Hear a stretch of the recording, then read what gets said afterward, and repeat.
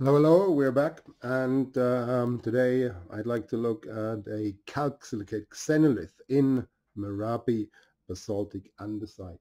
So here is the basaltic andesite. That's the brownish dark rock down here, and you can see the rather large number of little feldspar crystals.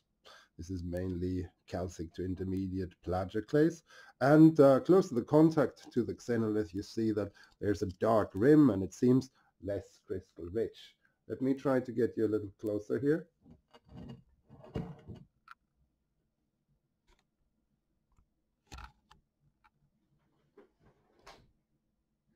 So you can just about see it here.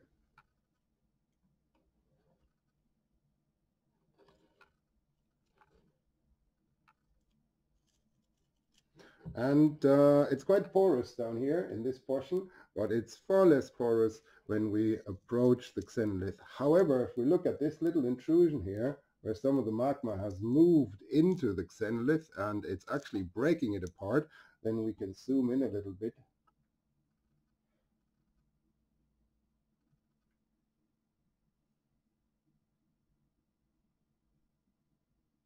And you'll see quite quickly that it is quite bubbly up there. So here it seems that we had some reaction between the xenolith and our magma.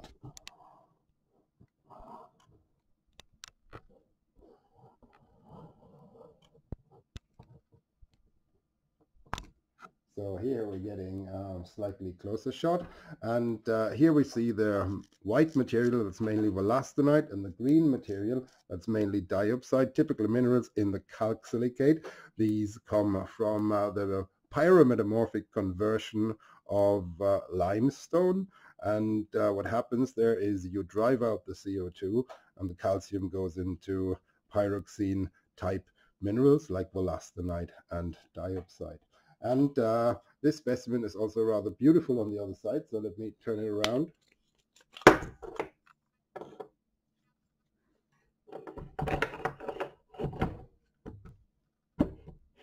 So here we have a beautiful kind of view into the xenolith, and it's nicely cut.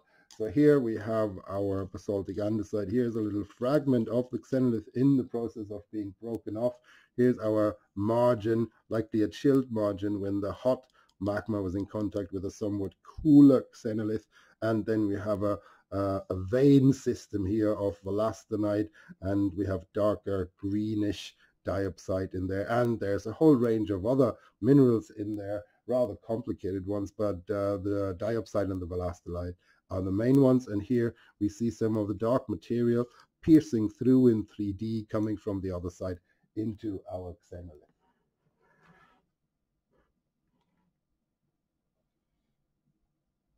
So here we have the margin again, and in some portions the dark chilled area seems to be gone, and this is likely from the viscous transport of the xenolith. It breaks apart, new magma creeps in. It seems a rather complicated process as such when we were to look into detail. And of course some of these smaller fragments are ultimately eaten up, and they will liberate a lot of CO2, and as we also see in these areas up there, the intrusions, there seems to be a lot of bubbliness, so also an indication that CO2 comes potentially also from the xenolith.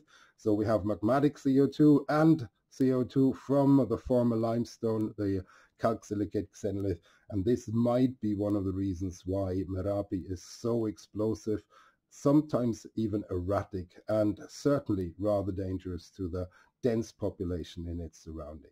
So thank you very much for the attention, and hopefully we'll have you back very soon, and I'll close with a rather kind of overview impression of our little xenolith here. Thank you so much, and all the best.